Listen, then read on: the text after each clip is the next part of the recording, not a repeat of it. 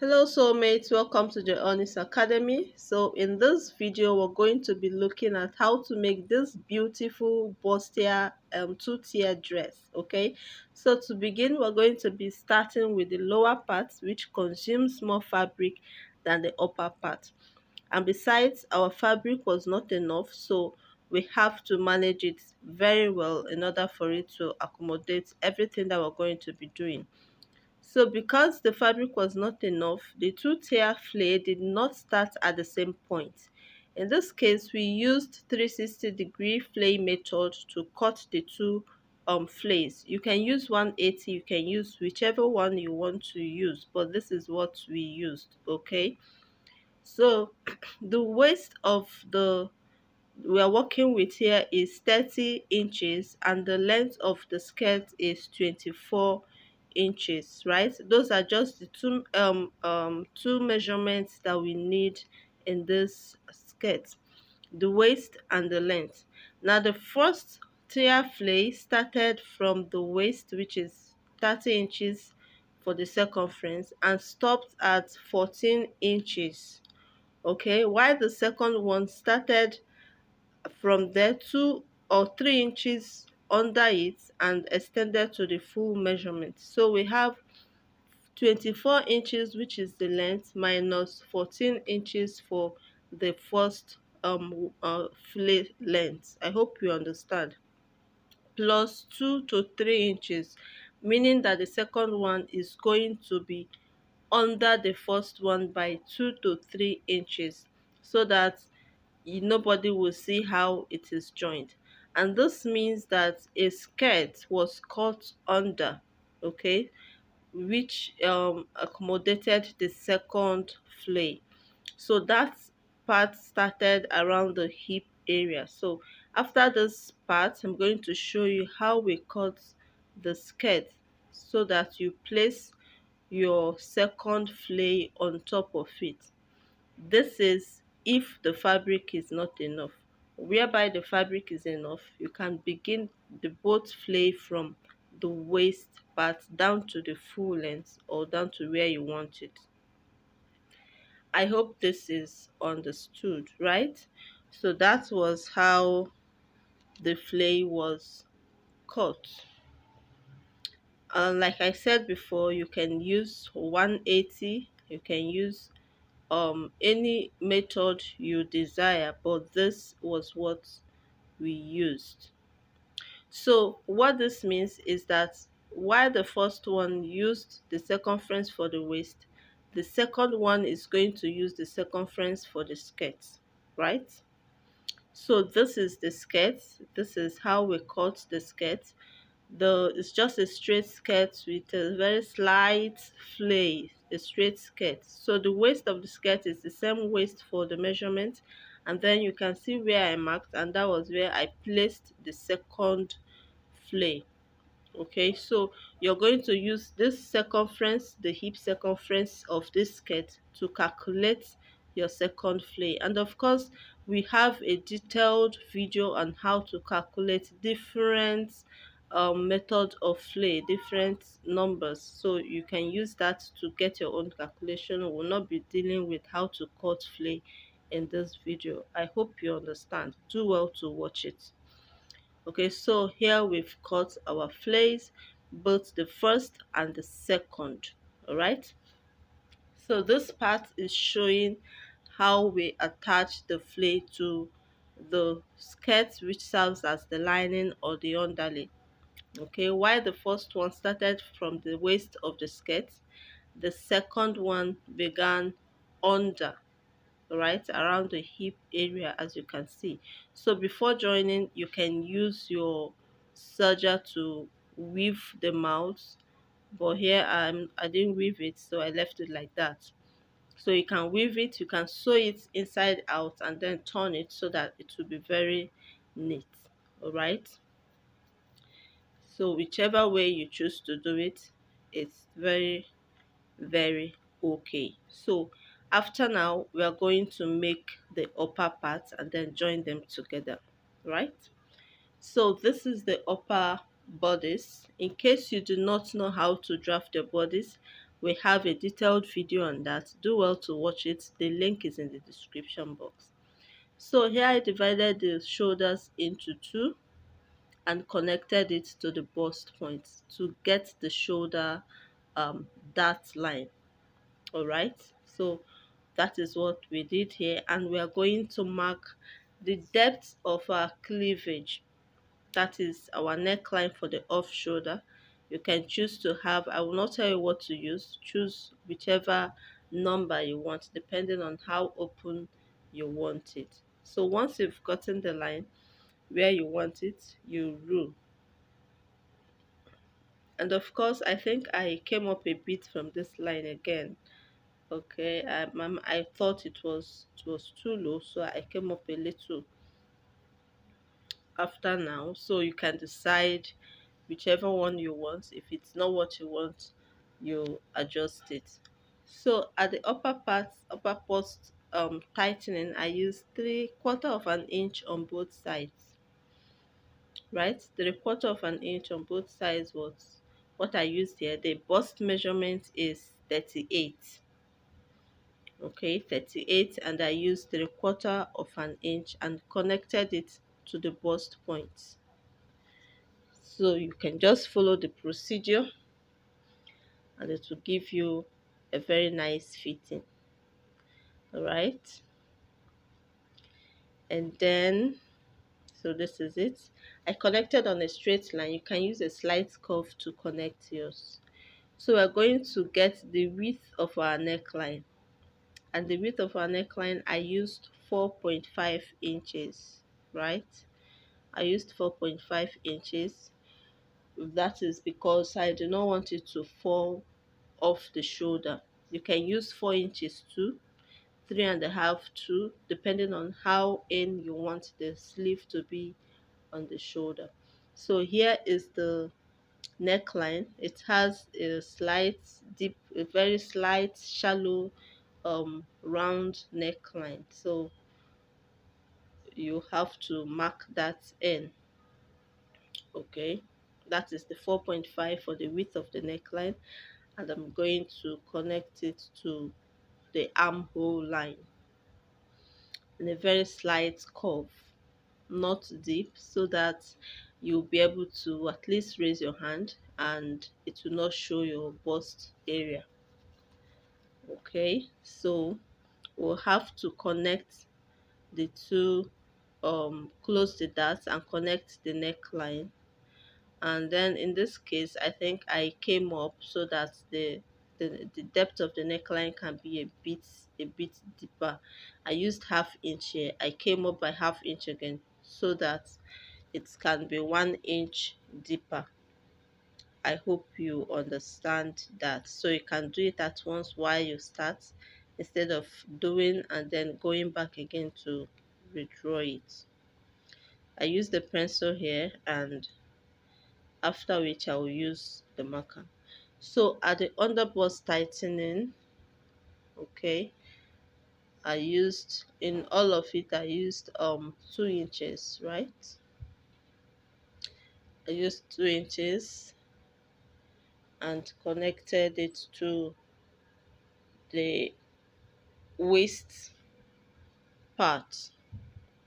Okay, so 2 inches, and you can then decide to distribute it how you wish.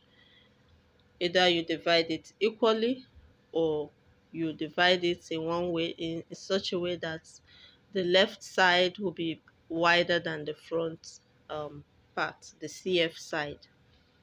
I hope you understand. Okay, so I'm going to use my curve to connect the lines together. You can see the way I place the curve. We use it to connect the lines together. Okay, and then the other part too. You can see the way the curve is placed. You place yours the same way if you want to achieve the same results and get it done. Okay, so we're making progress. Yeah, that's raising the part up like I said before, raising it up so that the neckline can be a bit 1 inch deeper instead of half inch. Just showing you everything that happened here so that you get to understand all that we did. Okay, so from there now we'll draw our line, our neckline. So to the back, we do not have so much to do at the back except to get the midpoint of your armhole. And remember that wherever your front cleavage stops, that is where your back cleavage will be also at the same line. So we marked at the same line to get the depth of the back neckline, since it's an off shoulder, and at least the sleeves will have to match up. Okay, so we'll locate the midpoint of our shoulders, right, and connect it to the that point. Okay, and then we tightened the back by 1/2 inch after measuring the depth of the neckline. Remember, the width of the back neckline and the width of the front neckline are just going to be the same thing. Okay, they're just going to be the same thing, and we tightened by 1/2 inch and connected to the armhole.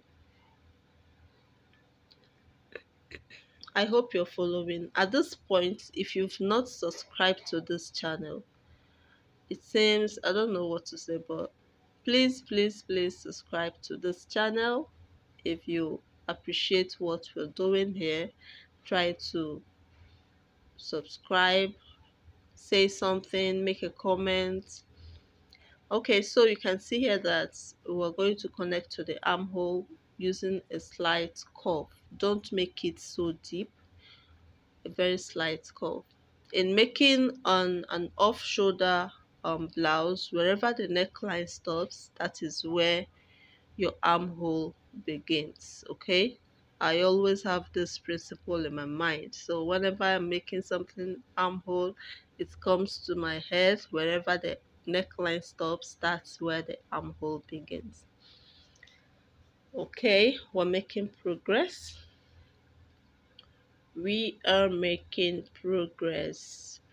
I hope you're understanding something. If you're understanding anything, kindly say in the comment section you like what is here, you appreciate what is here, you understood something, even though you may know how to do it before. There may be something different that you just got from this video.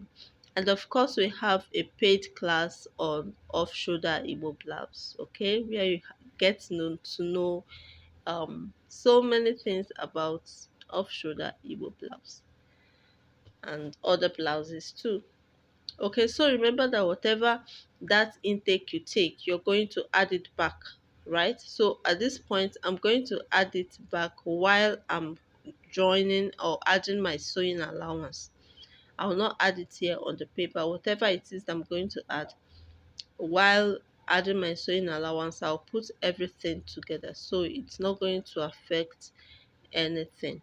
But if you feel like adding it back at this point, whatever you removed from the dart, make sure you add it back at the waist and under bust, not at the upper bust.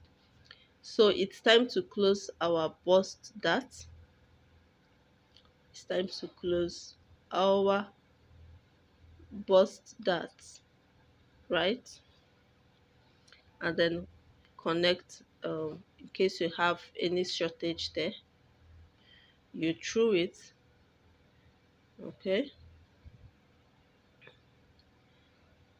so please watch and watch. In case you do not know how to cut your patterns, this is just what you're going to do. Like, this video is well detailed, very, very detailed. Everything you need is here, right? You can also make a suggestion of what else do you want us to illustrate. What do you want to see? We can do it, right? So together we'll learn and together we grow. Okay, so have you subscribed? Have you shared? Feel free to do all of those, right? Feel free to share the video, feel free to subscribe, feel free to do whatever which will be to the benefit of this channel and to all of us too. So here I've put the papers together, the front two front patterns, and I'm going to mark my neckline. Okay, I'm going to mark my neckline.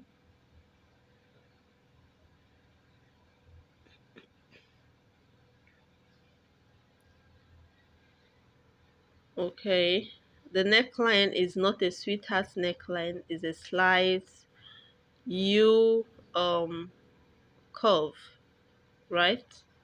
The slight U neckline, and this is how it is. Then I'll cut my armhole.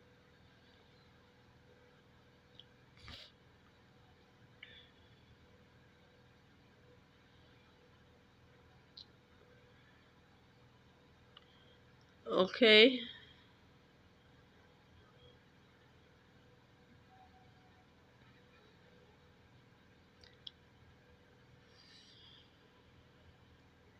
so now you can remove the masking tape and then place it on your fabric and cut. Don't forget to label your papers, and then to the back too. You cut your paper, your pattern pieces, and place on the fabric.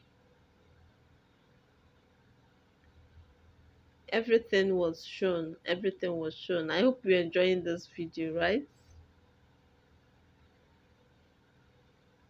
I hope you're enjoying the video. Okay, so after cutting, you're going to use this part to determine how much strap, okay, you need, or the width of your sleeve in cutting your off shoulder sleeve. The length is what you need so that you know what to cut. I hope you get that. So we've transferred everything to our fabric, and we use stay on the fabric, on the pieces, and this is wadding. I don't know what else to call it. It is just the soft wadding. So I'm going to place it on this. The wadding should not pass the under bust line. It should not pass the under bust line.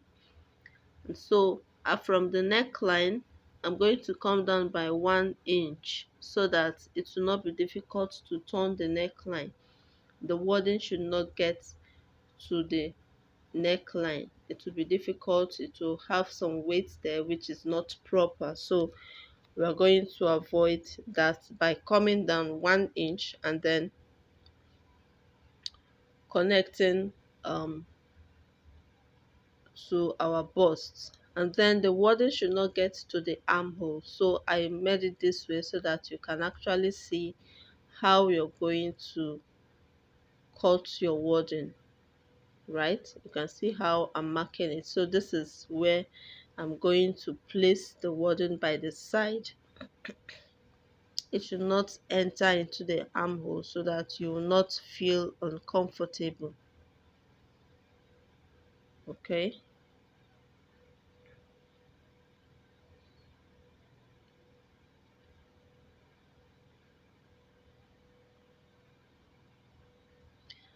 so this is just a guide, and I'll use it to cut out the two piece for the two sides, right?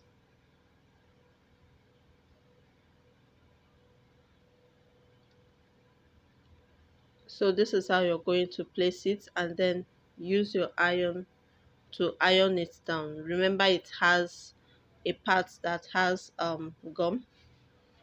a fusible gum, so you iron it down. Now to the center front, I'm going to do a full um um padding at the center front, which will not exceed the under bust, right? And then I'm still going to come down by 1 inch from the neckline.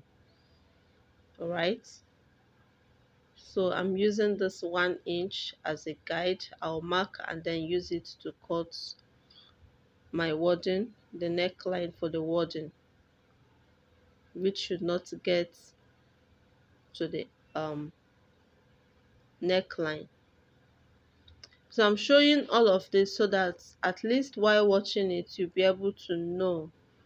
There are a lot of soulmates that do not know how to go about this, so I decided to do a detailed video on this in case you're getting bored with all of this cutting and showing and all that. Just know that there are people who do not know how to do it, and because of them I'm just showing everything that I did on this dress. This is an off shoulder dress. Okay, so this is it. You can see the 1 inch below. Okay, so we're going to iron it too with a very hot iron, and this is our pattern set for the upper part, the front part, and then we're going to join them together. Okay, so after joining it, this is what we have. If you follow the under bust tightening and the upper bust tightening, you're sure going to arrive at something like this. So with our tailor's arm, we are going to iron very properly. This is one part that makes your bustier to come out very nice. If you don't iron it properly at this point, you might still have an issue. So this helps the bustier very, very well.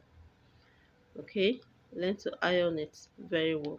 It's going to help your work and help it to stand out. All right, so if you've not subscribed to this channel, I keep repeating it, I'm still saying it.